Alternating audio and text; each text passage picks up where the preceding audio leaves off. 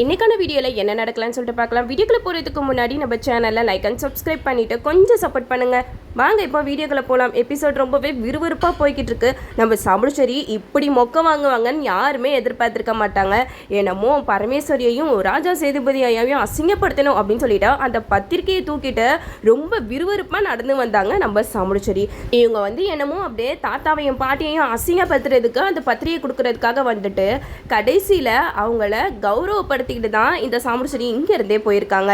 ஏன்னா நம்ம சாமுடிச்சேரி அந்த பத்திரிகையை கொடுக்கும்போது இதை படிச்சு பாருங்க அப்புறம் தான் தெரியும் அப்படின்னு சொல்லிட்டு அந்த பத்திரிகையை கொடுக்குறாங்க. அந்த பத்திரிகையை படிச்சு பார்த்துட்டு ராஜா சேதுபதியும் பரமேஸ்வரி அம்மாவும் பார்த்துட்டு ஒரே சிரிப்பா சிரிக்கிறாங்க.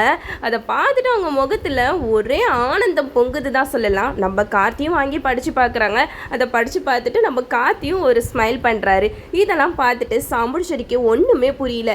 என்னடா இவங்க இந்த பத்திரிகையை பார்த்துட்டு எல்லாம் ஆடி போய் நிற்பாங்கன்னு பார்த்தா இப்படி ரெண்டு பேரும் மாறி மாறி சிரிச்சுக்கிட்டு வேற இருக்காங்க. ஒன்றும் புரியலையே அப்படின்னு சொல்லிட்டு நம்ம சமுச்சரி கேட்குறாங்க. என்ன நான் பாட்டுக்கு பத்திரிக்கையை வந்து கொடுக்குறேன், நீங்கள் அதை பார்த்துட்டு கோவப்படுவீங்கன்னு பார்த்தா நீங்களாம் சிரிச்சுக்கிட்டு இருக்கீங்க அப்படிங்கிற மாதிரி கேட்க அதுக்கு நம்ம கார்த்தி சொல்கிறாங்க, இதில் கோபப்படுறதுக்கு என்னத்த இருக்குது, எங்களை கௌரவப்படுத்தி எங்களுக்கு ஒரு பத்திரிகை கொடுத்துருக்கீங்க, அதை பார்த்து நாங்கள் சிரிக்க தானே செய்யணும் அப்படிங்கிற மாதிரி கார்த்தி சொல்ல இதை கேட்ட சாமுடிச்சேரி சொல்கிறாங்க, என்ன சொல்கிறேன் எனக்கு எதுவும் புரியல அப்படிங்கிற மாதிரி கேட்க அதுக்கு நம்ம கார்த்தி சொல்கிறாங்க, பத்திரிக்கையை அடித்து வாங்கிட்டு வர தெரியுது, அதை படித்து பார்க்க தெரியாது அவங்களுக்கு, கொஞ்சம் அதில் என்ன இருக்குன்னு சொல்லிட்டு தெளிவாக படித்து பாருங்க அப்படின்னு சொல்லி நம்ம சாமுடிச்சேரி கிட்ட காட்டுறாங்க. நம்ம சாமுடிச்சேரி படித்து பார்க்குறாங்க. அதில் ராஜா சேதுபதியோட பேரன் அப்படின்னு சொல்லிட்டு நம்ம கார்த்திக் பேர் தான் இருக்குது. இதை பார்த்ததுமே நம்ம கார்த்தி சொல்கிறாங்க, அதில் மாப்பிள்ளை பேரா என்னோட பேர் தான் இருக்கு, எங்க தாத்தா பாட்டி பேர் இருக்கு, இதுல இருந்தே தெரியலையா ரேவதிக்கும் எனக்கும் தான் கல்யாணம் நடக்கும் அப்படிங்கிற மாதிரி சொல்ல இதை கேட்ட சாமுடிச்சேரி வந்து சொல்றாங்க, அது எப்படி நடக்குதுன்னு நானும் பார்க்குறேன் அப்படின்னு சொல்லிட்டு அந்த பத்திரிக்கையை எடுத்துட்டு போறாங்க. அப்பதான் ராஜா சேதுபதி கார்த்தியை பார்த்து சொல்றாங்க, எப்பா கார்த்தி உன் அத்தை கிடக்குறப்பா விடு, கோயில் கும்பாபிஷேகம் என்னைக்கு நடக்குதோ அன்னைக்கு தான் ரேவதிக்கும் உனக்கும் கல்யாணம், ரெண்டுமே ஒரே நேரத்தில் நடத்தி நீ யாருன்றதை உன் அத்தைக்கு நிரூபி அப்படிங்கிற மாதிரி நம்ம ராஜா சேதுபதியை வந்து கார்த்தி கிட்ட சொல்றாங்க. அப்பதான் பரமேஸ்வரி அம்மா சொல்றாங்க, எப்பா கார்த்தி நீ எதுக்குமே கவலைப்படாத, அதான் தாத்தாவும் கூட இருக்காரு இல்ல, எல்லாமே உனக்கு சாதகமாக தான் அமையும் அப்படின்னு சொல்லிட்டு தைரியம் சொல்லி அனுப்புகிறாங்க. இந்த சைடு நம்ம மயில் ராஜராஜன் எல்லாருமே கார்த்தியை பார்த்து பேசிக்கிட்டு இருக்காங்க.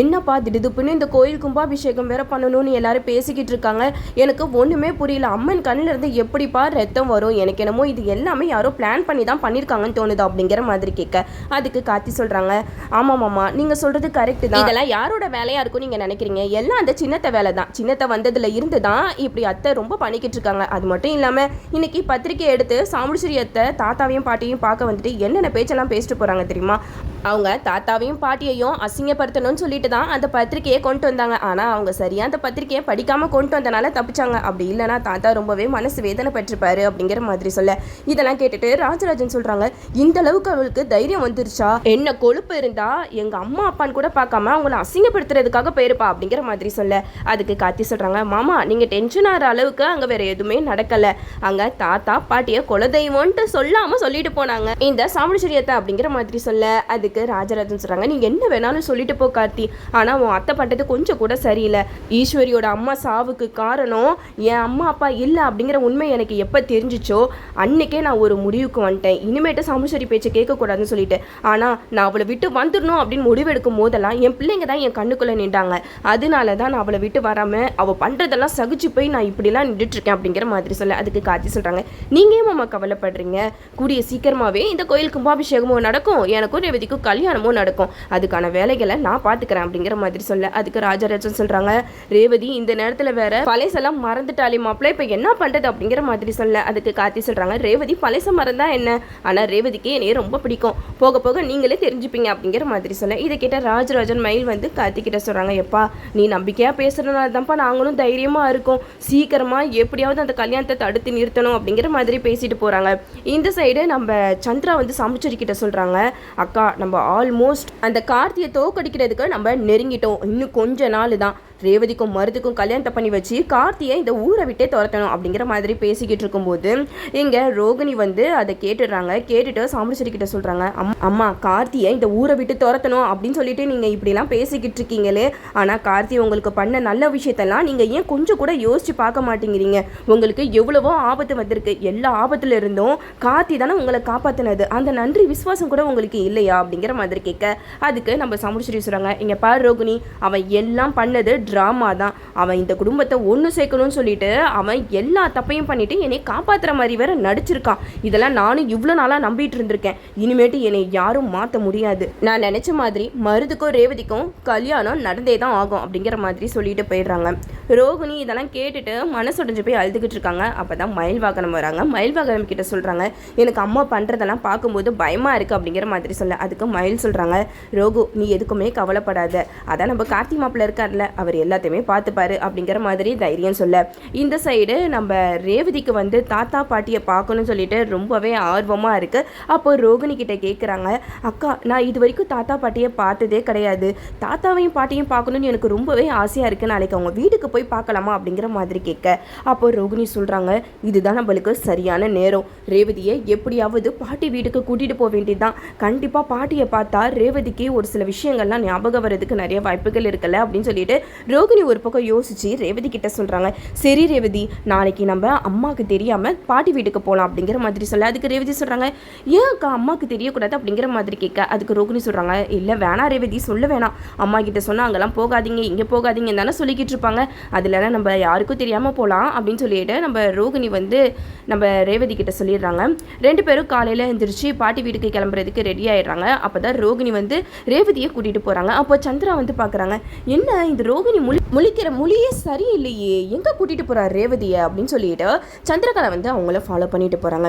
இந்த சைடு நம்ம ரோகிணி வந்து பாட்டி வீட்டுக்கு வந்துடுறாங்க.